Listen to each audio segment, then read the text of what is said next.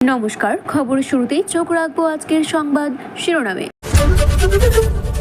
মাদক পাচারকারীকে গ্রেপ্তার করতে গিয়ে বাধার মুখে পুলিশ, গাড়ি ভাঙচুর। এদিকে কর জটিলতা দূর করতেই অভিনব উদ্যোগ, রাজ্যে প্রথমবার জিএসটি সহায়তায় সপ্তাহ। হৃদযন্ত্রের জটিল সমস্যা, ব্যাঙ্গালোর তো ফিরিয়েই দিয়েছিল, সেই শিশুকে সুস্থ জীবন দান করল কলকাতা হাসপাতাল। গুপ্তচরবিদদের অভিযোগে গ্রেপ্তার প্রাক্তন মুখ্যমন্ত্রী আত্মসহায়ক, যোগাযোগ দীনেশের সঙ্গেও। 26-এর প্রস্তুতি, জেলার নেতৃত্বকে বুথ স্তরে কমিটি গঠনের দিনক্ষণে বেঁধে দিল আলিমুদ্দিন স্ট্রিট। ভিডিওটি ভালো লেগে থাকলে এইরকম আরও নতুন খবরের তথ্য জানতে চ্যানেলটিকে সাবস্ক্রাইব করুন এবং বেল আইকনটি ক্লিক করুন। ধন্যবাদ। বিস্তারিত জানতেই চোখ রাখবো আজকের প্রথম খবরের দিকে। মাদক বিক্রেতাকে গ্রেপ্তার করতে গিয়েই উত্তেজনা, পুলিশের গাড়ি ভাঙচুরের অভিযোগ উঠল। মঙ্গলবার ঘটনাটি ঘটেছে আসানসোলের উত্তর থানার সৃষ্টিনগর এলাকার একটি বেসরকারি নার্সিং হোমের কাছে। দুই মাদক বিক্রেতা সেখানে আছেন বলে পুলিশ জানতে পারেন। অভিযোগ, পুলিশ সাদা পোশাকে তাদের গ্রেপ্তার করতে গেলে অভিযুক্তদের আত্মীয় এবং সঙ্গী সাথীরা পুলিশকে বাধা দেয়। দুই পক্ষে ধস্তাধস্তি বেঁধে যায়। একজনকে পুলিশ নিয়ে যেতে পারলেও অন্য আরেকজনকে ছিনিয়ে নেন তাদের আত্মীয়রা। এই ঘটনায় কয়েকজন পুলিশ কর্মী আহত হয়েছেন বলেই সূত্রে খবর। পুলিশ এবং স্থানীয় সূত্র থেকে জানা গিয়েছে, আসানসোল রেলপাড় এলাকায় জৈনিক যুবক মিরাজ নামের এক যুবকের মা গত বেশ কয়েকদিন ধরে সৃষ্টিনগরের ওই বেসরকারি হাসপাতালে ভর্তি। প্রতিদিনের মতো মঙ্গলবার মিরাজ তার মাকে দেখতে হাসপাতালে এসেছিলেন। তারই ভাই রাজাও তার সঙ্গেই ছিলেন। তারা বাইরে দাঁড়িয়ে থাকার সময় একটি গাড়িতে 4 জন সাদা পোশাকের পুলিশ তাদের গ্রেপ্তার করে বলপূর্বক গাড়িতে তুলে নিতে চায়। তখনই গণগন্ডল বেঁধে যায়। মিরাজ ও রাজার আত্মীয়রা বাধা দেন। পুলিশ কর্মীদের সঙ্গে ধস্তাধস্তি বেঁধে যায়। শেষ পর্যন্ত মিরাজকে টেনে ছিঁচড়ে নিয়ে যেতে পারলেও রাজাকে তুলে নিয়ে যায়নি পুলিশ। ঘটনার সময় পুলিশ কর্মীদের গাড়িতেও ভাঙচুর চালানো হয়। যদিও প্রত্যক্ষদর্শীদের কথায় গাড়িতে পুলিশ লেখা ছিল না। প্রথমে এই ঘটনা নিয়ে বিভ্রান্ত ছড়ায়। উপস্থিত প্রত্যক্ষদর্শীরা ওই দুই যুবকের আত্মীয়রা দাবি করতে থাকে অপহরণ করা হয়েছে রাজাকে।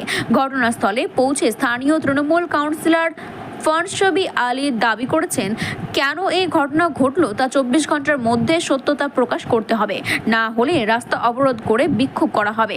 আসানসোলের উত্তর থানা এবং কন্যাপুর ফাঁড়ির পুলিশ ঘটনাস্থলে পৌঁছে পরিস্থিতি নিয়ন্ত্রণে আনেন। আসানসোল দুর্গাপুর পুলিশের ডিসি ধ্রুব দাস সংবাদ মাধ্যমকে জানিয়েছেন, দুই মাদক পাচারকারীকে গ্রেপ্তার করতে গেলে পুলিশের বাধার মুখে পড়তে হয়। পুলিশের একটি গাড়িও ভাঙচুর করা হয়। কর সংক্রান্ত জ্বর ছড়াতে নয়া পদক্ষেপ রাজ্য সরকারের। জিএসটি নিয়ে করদাতাদের সমস্যার সমাধান এবার সরাসরি উদ্যোগ নিলেন বাণিজ্যিক কর দপ্তর। রাজ্য জুড়ে প্রথমবারের মতো চালু হচ্ছে জিএসটি সহায়ক সপ্তাহ। আগামী 23 থেকে 26 জুন 4 দিন ব্যাপী এই কর্মসূচি চলবে রাজ্যের 64 চার্জ অফিসে। বিষয়টি নিয়ে অর্থ দপ্তরের এক শীর্ষকর্তা জানান, প্রতি ত্রৈমাসিক একবার করে এই সহায়তা সপ্তাহ পালনের পরিকল্পনা নেওয়া হয়েছে।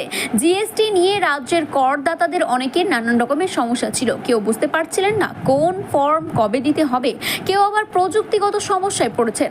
সবকিছু মাথায় রেখে এবার রাজ্য জুড়ে নির্দিষ্ট সময়ে সহায়তা সপ্তাহ চালু করা হচ্ছে। তিনি আরও জানান, চলতি অর্থবর্ষ থেকে এই সহায়তা সপ্তাহ শুরু করা হচ্ছে। প্রতিটি চার্জ অফিস এমনকি বৃহৎ করদাতা ইউনিটেও থাকছে একটি নির্দিষ্ট হেল্প ডেস্ক।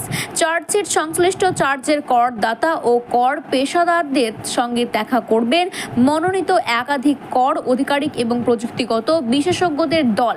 জানা গিয়েছে, কর সংক্রান্ত আইনগত দিক থেকে শুরু করে জিএসটিএন পোর্টাল ব্যবহার করতে গিয়ে যে সমস্ত প্রযুক্তিগত সমস্যা হয় সেই সবের সমাধান করবেন এই বিশেষজ্ঞ দল। অভিযোগ জানাতে করদাতারা যাতে ঠিকঠাক টিকিট তুলতে পারেন তার দিশাও দেখানো হবে।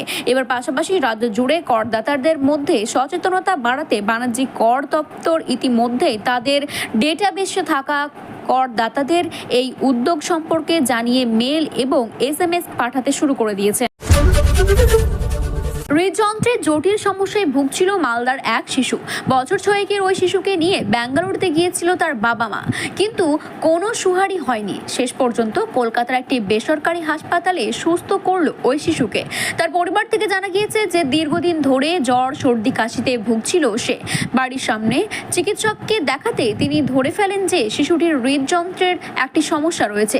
সেখানেই চিকিৎসা করানো হয়। ছেলেটিকে নিয়ে যাওয়া হয় ব্যাঙ্গালোরের একটি হাসপাতালে, কিন্তু বাবা বলেন সেখান থেকে রেফার করে দেওয়া হয় তাকে দিল্লিতে।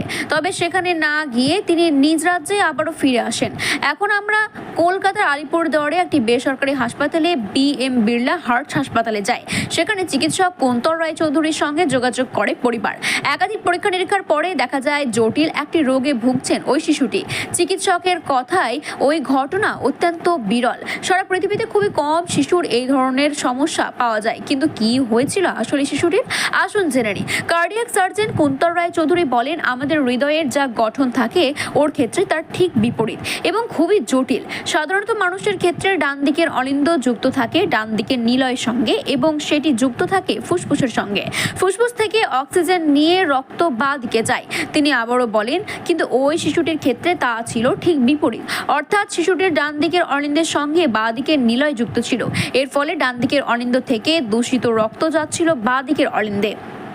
এবার সেটি আবার যুক্ত রয়েছে ফুসফুসের সঙ্গে।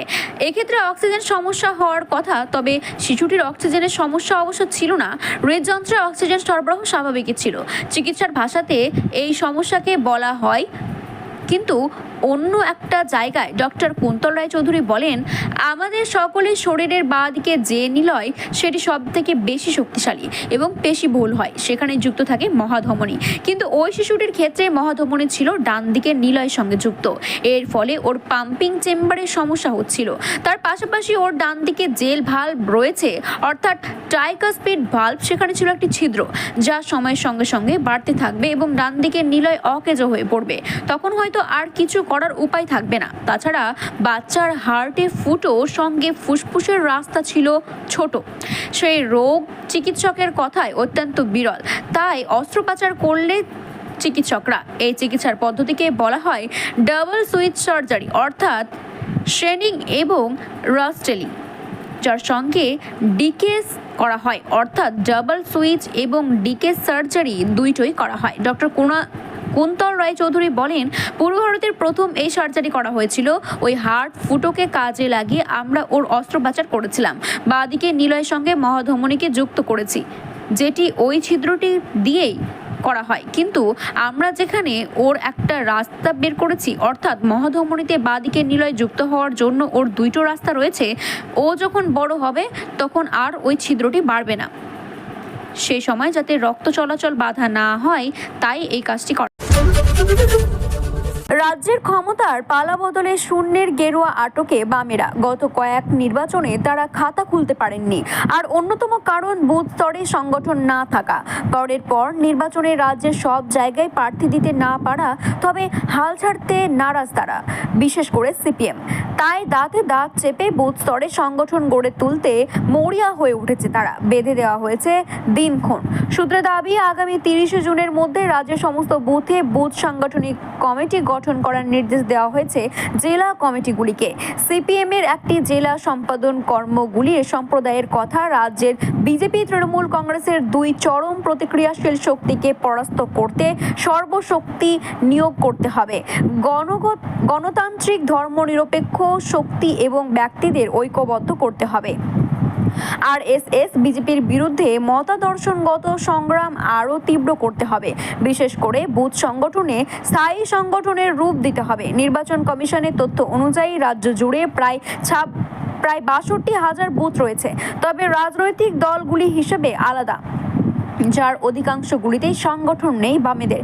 বিশেষ করে উত্তরবঙ্গের জেলাগুলোর অবস্থা বেশি খারাপ। এই সব জায়গায় বিজেপি তৃণমূলের মোকাবিলা করতে আগে সংগঠন গড়ে তোলা জরুরি। এক রাজ্য নেতার কথায়, বিপুল পরিমাণের বুথ এই রাজ্যে। প্রতিটি বুথে সংগঠন গড়ে তোলার ওপর নির্ভর করছে পরিস্থিতি চাঞ্চল্যের মোকাবিলা আমাদের সাফল্যে। এই ক্ষেত্রে সমস্ত দুর্বলতার অবিলম্বে অতিক্রম করতে হবে। পরিকল্পনা ও জেদ নিয়ে এই কাজ সম্ভব করে তুলতে হবে। শুধু কমিটি গঠন নয়, সোশ্যাল মিডিয়া ব্যবহার ব্যবহারে দলীয় সংসদের সতর্ক করা হয়েছে। কী রকম পোস্ট কমেন্ট করা যাবে, কোনগুলোতে করা যাবে না সেই বিষয়ে স্পষ্ট করে দেওয়া হয়েছে। ব্যক্তি প্রচার বন্ধের নির্দেশ দেওয়া হয়েছে বলে সূত্রে দাবি। একই সঙ্গে পার্টি বা সংগঠনের শক্তি বৃদ্ধিতে সোশ্যাল মিডিয়ায় কার্যধারাকে আরও সুসংগত করার নির্দেশ দেওয়া হয়েছে।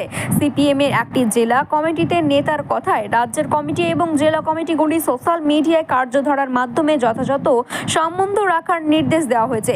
সোশ্যাল মিডিয়ায় ব্যক্তি প্রচার বন্ধ করতে হবে। সোশ্যাল মিডিয়ায় পার্টি সদস্যদের ব্যক্তিগত মতামত দেওয়াও বন্ধ করতে হবে। সরকারি কর্মচারী পাকিস্তানের গুপ্তচর, এমন অভিযোগে মঙ্গলবার রাজস্থানের সরকার এক কর্মীকে জয়পুর থেকে গ্রেপ্তার করেছেন। এই দিন তাকে 7 দিনের জেল হেফাজতে নিয়ে নির্দেশ চেয়েছেন স্থানীয় আদালত। একই দিকে একই অভিযোগ পাঞ্জাব থেকে আরেকজনকে গ্রেপ্তার করা হয়েছে। রাজস্থানের সরকারি কর্ম শকুর খান, তিনি এমপ্লয়মেন্ট অফিসের অ্যাসিস্ট্যান্ট অ্যাডমিনিস্ট্রেটিভ অফিসার এর পদে কর্মরত ছিলেন। এর আগে প্রাক্তন মুখ্যমন্ত্রী অশোক গেহলতের আমলে তার আত্মসহায়ক হিসেবেও কাজ করেছেন সে। প্রাথমিক তদন্তে জানা গেছে পাক গোয়েন্দা সংস্থা কয়েকজন হ্যান্ডেলারের সঙ্গে তার যোগাযোগ ছিল। শকুর খানের 3টি মোবাইল থেকে পুলিশ জানতে পেরেছেন পাক গোয়েন্দা সংস্থাকে ভারত সম্পর্কিত গোপন এবং সংবেদনশীল তথ্য পাচার করেছেন এই সরকারি কর্মী। এক আধিকারিক বলেন, তিনি হোয়াটসঅ্যাপের মাধ্যমে দেশের বহুল তথ্য, ছবি এবং কৌশলগত গুরুত্বপূর্ণ ভিডিও পাক হ্যান্ডেলের সঙ্গে শেয়ার করেছেন। এমনকি তার সঙ্গে দিল্লিতে পাক হাইকমিশন আধিকারিকের অহসান উর রহমান ওরফে দানিশ এবং সোহেল কামারের যোগাযোগের প্রমাণও পাওয়া গিয়েছে। অপারেশন সিন্দুরের পর দানিশকে অবাঞ্ছিত ঘোষণা করে ভারত ছাড়ার নির্দেশ দিয়েছে সরকার। শকুর দিল্লি গিয়ে বহুবার দানিশের সঙ্গে দেখা করেন। এছাড়া ভিসা নিয়ে একাধিক পাকিস্তানে গিয়েছেন তিনি।